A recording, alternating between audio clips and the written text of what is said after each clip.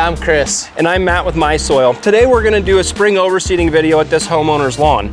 Now, why does this homeowner wanna overseed? Well, she actually seeded this just 2 years ago, but it's been dealing with a lot of shade issues and a lot of water issues that led to a patchy lawn. So we're gonna get some new seed genetics out here to give her a thicker, darker lawn. Kris, would you go ahead and walk us through those steps?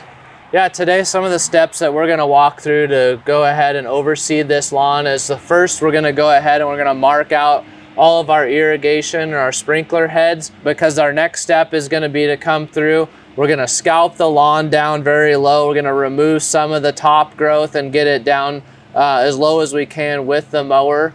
And then the next step that we're gonna take is to actually bring in a scarifier, and we're gonna come through and rip out any thatch and grass that's in the surface of the lawn. And what we wanna do here is ultimately expose the soil to where when we come through in our next step, which is overseeding and actually applying that seed, we have that soil exposed so we get good soil to seed contact. After that, the next step that we're gonna take is come through as an option with a compost roller, and we're gonna roll compost, or in our case, peat moss, on the lawn, and that's just gonna give us a little bit of coverage and maybe smooth out the lawn a little bit. And so really those are the main steps that we're gonna take, and we're gonna follow it up by actually looking at our irrigation and setting our controllers and timers so that we can get this seed germinated and out of the ground quickly.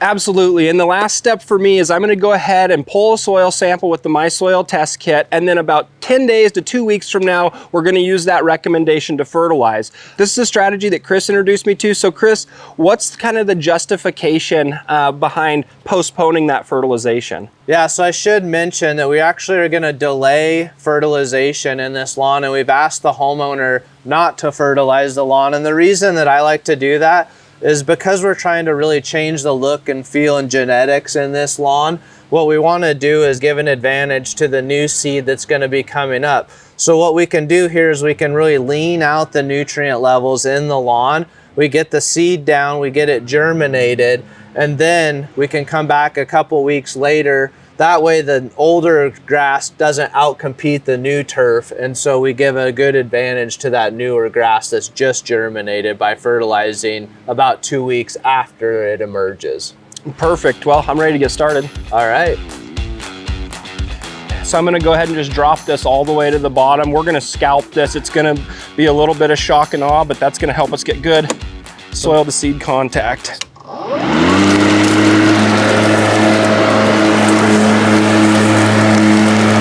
That's the lowest setting? Yeah.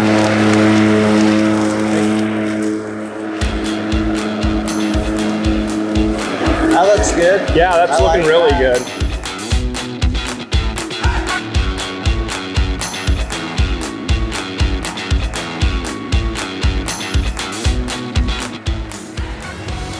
So the lawn's gonna look pretty rough, you know, for about 2 weeks until that seed germinates and really starts to fill in. So if you can handle, you know, 2 weeks of looking a little rough, it'll really pay off. All right, so you can see here after we've gone in and scalped this lawn down, we've really exposed the soil, and this is what we want right here before we come in and thatch or scarify, is really get that top growth removed and get it so we can see that soil. This is gonna give us really nice opportunity for soil to seed contact. Yeah, this looks really good. I mean, I'm seeing a lot of soil exposed. We can get in here with that scarifier and really open it up so it takes that seed well. Yep. So Matt's gonna go ahead and make a little bit of a pass here and look at the depth of the scarifier, see if we're getting down to the soil surface and if we need to make any adjustments on the depth. So Matt's gonna do a side-by-side here at a little bit deeper depth, see what we prefer here.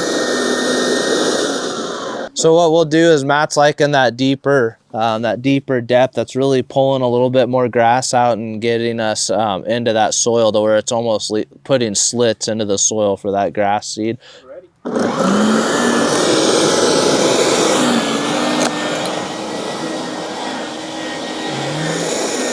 So you can really see it's getting down there into the grass to the soil surface, bringing up just a little bit more residue, but exposing that soil even better.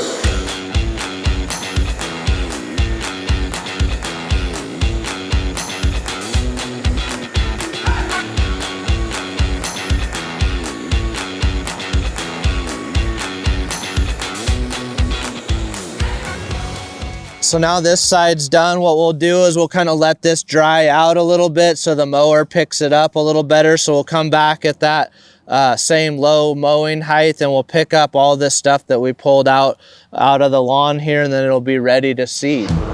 So Matt's just kind of making a last pass to clean up any of the heavy spots, but this mower did a really good job of mowing low and picking up all the material that we brought up with the scarifier. It looks really good.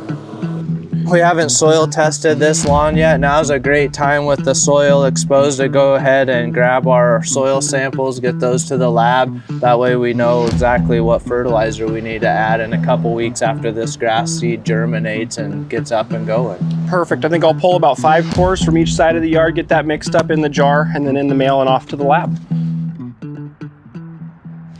All right, so we've scalped this lawn, we've scarified this lawn, we've cleaned that up, we've got our soil sample. Now it's time to get this seed out. Now there's a couple of different options you can use. You could use a broadcast spreader like the one that's in front of me, or you can use a drop spreader for seeding as well. For this lawn, because it's so small, we're gonna go ahead and use this drop spreader. And so Kris, can you kind of take us through what's next? Again, this is an 80-20 mix of Kentucky blue and perennial ryegrass that we're going to use here. We're in eastern Washington, so the Pacific Northwest. This is a great blend for this area. That ryegrass that we have in there gets off to a quick jump out of the gate. And then what happens is the Kentucky bluegrass will germinate a little bit later and really fill in underneath. All right, so we're going to go ahead and make our first pass on the perimeter here. All right, so we finished our first pass here. So now we're just gonna come out to where the last pass left off. Go ahead and tie into that. This process goes pretty quick. So I'm just kind of looking at my last wheel tracks, and I can actually see the seed on the soil surface as well. So we just wanna make sure that we're getting good coverage here.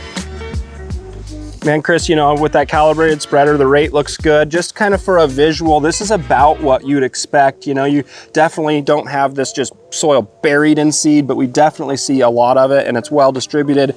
We've got good soil to seed contact from all the process up to this point. So let's get the rest of this seed out and then get some peat cover in this and get the water turned on. All right.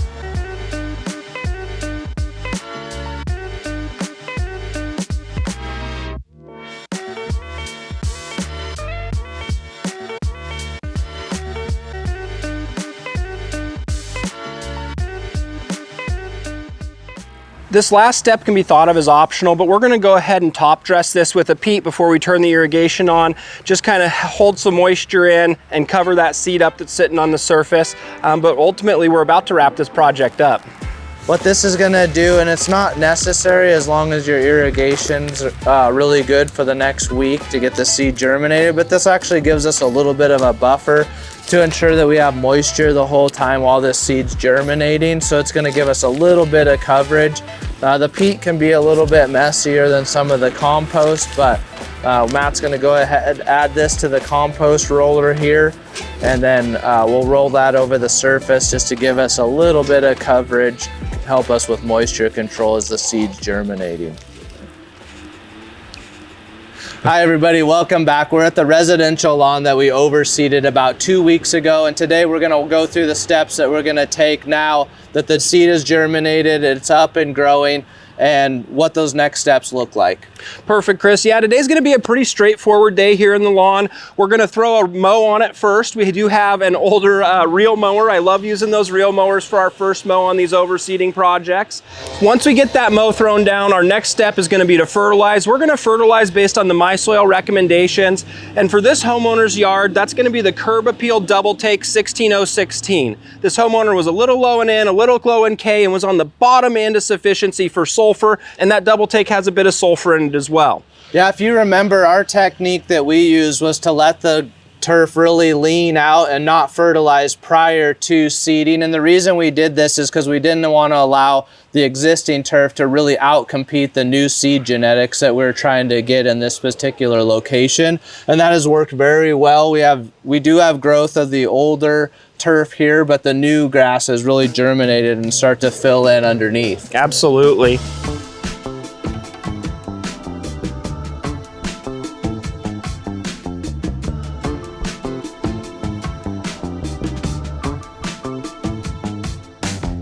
All right, well, fast forward 6 weeks from when we overseeded this lawn, and these are the results that you can expect. You can see it came in really well. We've got a nice genetic green color. We were able to change those genetics to some extent.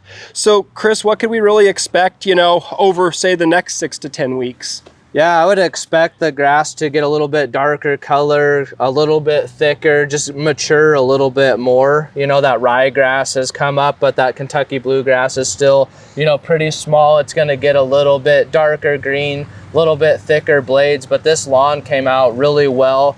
You can see that it's very uniform in its appearance. So just one of the big assets of overseeding is just the uniformity of everything. You know, this isn't something that I would do every single year, but you know, every few years, if you really want to get the lawn a little bit more uniform and spruce it up a little bit, it's a great technique to use. Yeah, I'm tickled with these results. You know, we had kind of 2-3 weeks of kind of painful viewing of the lawn, but it bounced back and it looks phenomenal.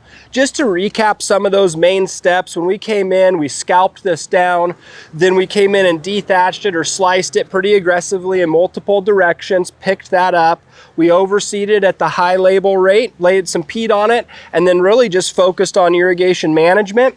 With Kris's philosophy, we delayed our fertilization for about 2 weeks, fertilized it. This is due for a next fertilizer app next week, and we're just gonna keep carrying this through the hot season here in Southeast Washington State. And then mowing frequency, this homeowner's mowing, I guess every 3 or 4 days. Yeah, that's what she was telling me. She's about 2 or 3 times a week, just matching growth and making sure she's not taking too much grass off at any one time. Well, thanks for following along with us on this overseeding. Hopefully you can take some of these strategies and put them to use in your lawn.